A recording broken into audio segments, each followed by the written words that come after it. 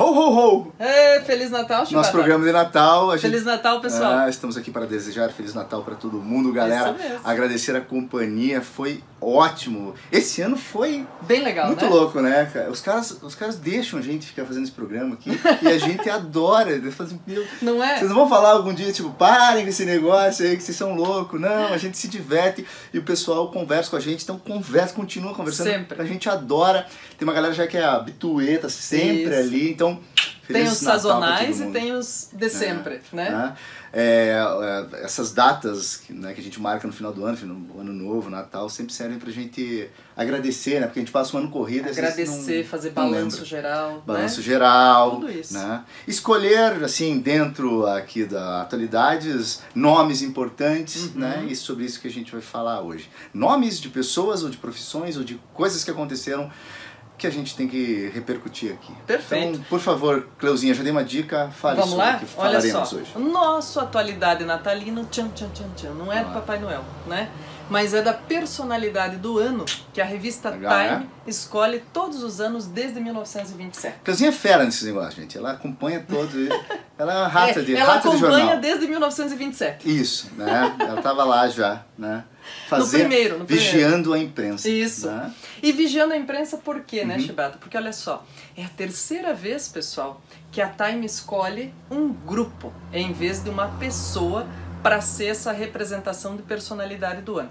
É bem verdade, Chibata, que todos os anos que tem eleição norte-americana, em geral a personalidade do ano é o presidente eleito, né? Então, assim, isso é praxe já. Vocês podem até fazer a olhada aí no link, vocês vão perceber isso. Mas é muito difícil eles escolherem um grupo para ser representado. E é a terceira vez que isso acontece. Então, na verdade, foi o jornalismo ou a atividade de ser jornalista que foi escolhida como personalidade do ano. E a gente já vai contar um pouquinho mais sobre isso. Havia acontecido isso ano passado já, que foi, na verdade, a hashtag MeToo, né? Daqueles problemas relacionados a escândalos por assédio sexual, principalmente em Hollywood, que a gente fez programa sobre isso também para falar. Que continua, infelizmente, ou felizmente, né? Porque vem à tona, né? Em 2019. Exatamente. E em 2011 eles escolheram o manifestante, por causa da deflagração da Primavera Árabe. Né? Então era assim, grupo, né? Dizer, agora de novo. Uma coletividade. Uma coletividade. Isso veio à tona, na verdade, pessoal, por causa, ou se tornou mais simbólico seu jornalismo, ou a profissão de jornalista esse ano como personalidade do ano, por causa do assassinato do Jamal Khashoggi, aquele jornalista saudita que foi pegar documentos na Embaixada da Arábia Saudita na Turquia, em Istambul, e foi morto dentro da embaixada. Né? Então tem áudio disso, tem uma série de coisas. Houve uma negativa no começo, né, do príncipe saudita, inclusive. Aí depois já descobriram que não, que inclusive foi amando dele, e assim vai. Né? Então, quer dizer, é um momento aí muito oportuno para trabalhar nesse sentido, Shiba, principalmente por causa de um ano também recheado de ideias e informações, mais ainda. Já vem isso de uns 3 anos consecutivos, mas assim, ó, de fake news, da importância da imprensa para fazer uma narrativa que seja verdadeira, ou que ouça todas as partes envolvidas e que não crie factoides, né? E uma série de representatividades.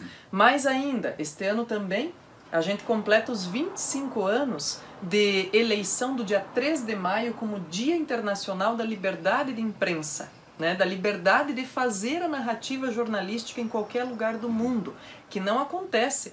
Tem países em que ser jornalista é muito perigoso. E pasme você, sabia que o Brasil é um deles?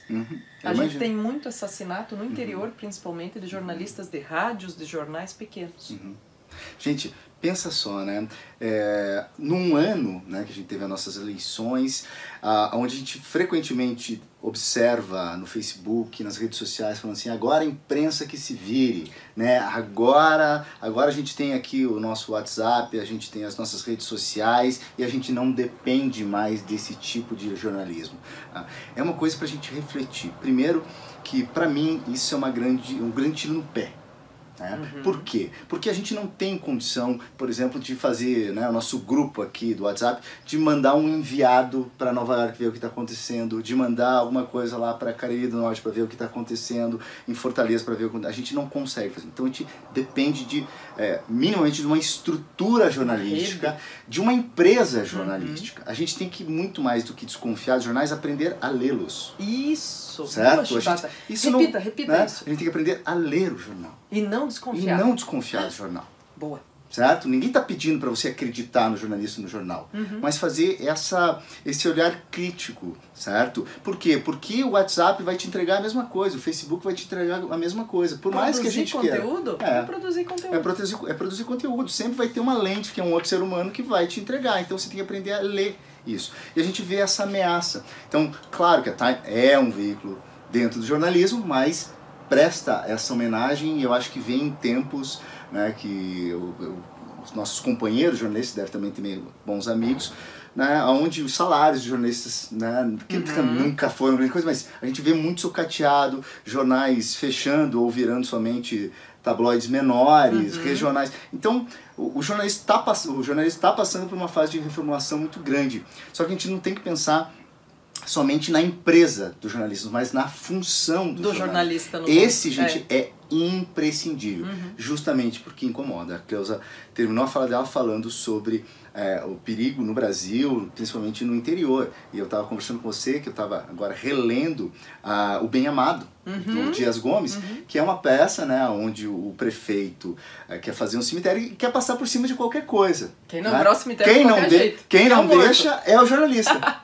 Né? Quem não deixa é o jornalista. Você vê isso também no Ibsen, o inimigo do povo, né? Onde a imprensa... Então a imprensa sempre é retratada como, né, com esse olhar que vai trazer a dissidência, vai trazer a outra versão, né? E aí cumpre a nós, leitores, não odiar a imprensa, mas sim, ela cumpre um papel fundamental no dia de hoje, né? No meio de tanta fake news, que é o que se reclama, de tentar, através de várias fontes, de você conseguir aprender a ler o jornal, da gente se informar minimamente, saber o que está acontecendo.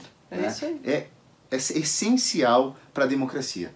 Eu acho que, ainda, eu não sei se é uma bandeira tão trazida pelas pessoas, mas a gente tem que ter uma bandeira de defesa da imprensa, mais do que nunca hoje no mundo, acho. É uma das coisas que eu mais sinto falta de ouvir. Produção, circulação e leitura de conteúdo. A gente precisa de uma imprensa, né, que se sustente, que a gente possa confiar e, né, tomar conta e ler. E ler e achar mesmo essa diferença. Então, né? E olha só, passando a bola, então vamos lá. Intertextos, já que você falou, intertextos fantásticos. Olha Essa só. aqui eu nem lembrava a primeira aqui, ó. Gente, olha só, são cabeção. 3 intertextos bem legais pra gente pensar. E daí quando você fala em imprensa livre e tal, você diz, pô, peraí, como assim? Ética Nicômaco, lá em Aristóteles. Não tinha imprensa, Cleusa. Tinha imprensa, prega Gutenberg. Mas olha só, gente, lá na Ética Nicômaco, o Aristóteles lembra que existem várias funções dentro de uma sociedade. Uma delas é de quem está ocupando cargos, e daí ele usa as palavras à época, lá da democracia ateniense, né? E ele diz assim, então são essas pessoas que são promovidas a esses cargos para fazerem coisas públicas. E tem que ter, ele diz, nota bene, tem que ter essa função, essas pessoas na sociedade que critiquem as coisas feitas pelas que estão no cargo público. Olha só, isso não é a função da imprensa? É a função da imprensa. Por quê? Porque nessa função de crítica, Shibata, tem muito a ver com o que, né? Diz, pô, peraí, o que está fazendo com o dinheiro público? Como é que é? Tem a função de denúncia, de trazer à tona, de fazer uma narrativa que didatize para a sociedade o que está acontecendo como coisas primordiais, né? Perfeito. E ele fala, então, diz, ó, ele está caracterizando aí, gente, a função da imprensa na sociedade. E muito antes de haver imprensa. Depois, a gente tem 2 discursos fundamentais que se repetiam, que se reprisavam, e é bem bacana entender. Um é do Lenin, que, em linhas gerais, gente, dizia que para ele, diz, não, se a gente está fazendo o certo, para que a gente vai deixar uma imprensa ou deixar que as outras pessoas nos critiquem? Então, para mim, é governo e imprensa que se exploda. A gente não quer imprensa, né? Já o Benjamin Franklin, nos Estados Unidos, dizia assim, ó, se for pra gente ter que colocar na balança se é melhor para uma sociedade e ela ter governo sem imprensa ou imprensa sem governo, Ele dizia, eu prefiro a segunda opção. Veja, ele era um governante e dizia que preferia uma imprensa sem governo. E também isso tem um monte de metáforas, né, Chibata? De liberdade de imprensa, de não haver órgão que regule o que a imprensa produz, né? Como já se pensou no Brasil, por exemplo. E de haver essa relação crítica, sustentável e saudável entre sociedade em geral, imprensa e governo. É um triângulo muito benéfico, né? Quando todos sabem ler, cada um a sua função. É isso aí. Porque ninguém gosta, principalmente os poderosos, de ser contrariado. Né? Botar o bedelho lá, me encher o saco, pra quê? Né? Se eu quero fazer do meu jeito. Mas a democracia só funciona assim. Se a gente não tem informação, se a gente não sabe o que está acontecendo lá no poder, a gente não tem como reclamar também. Não é isso? Gostei. Você gostou? Eu gostei. Gostei. Eu acho que precisa mesmo desse apoio.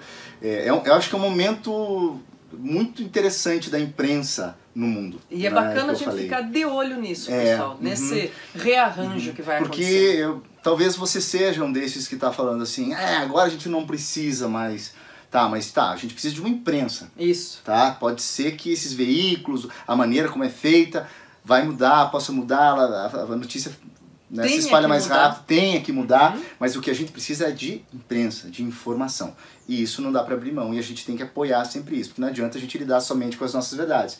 Né? Porque tem muita gente que é isso, a boa imprensa para ele é só quem concorda com ele. Aí, aí é obviamente inviável uma imprensa. Não dá, né? Fechou? Fechou. Então tá bom. Desejando pro pessoal de novo um Feliz Natal e que a gente consiga conviver melhor em 2019 com ideias contrárias às nossas. Eu vou ali buscar o presente que a Cleusa me deixou. Isso, certo? boa. Deve ser uma cafeteira que ela compra. Cafeteira toda hora, ela deve ter dado uma cafeteira pra mim. Depois a gente conta. Feliz Natal, gente. Beijo, Tchau. Valeu.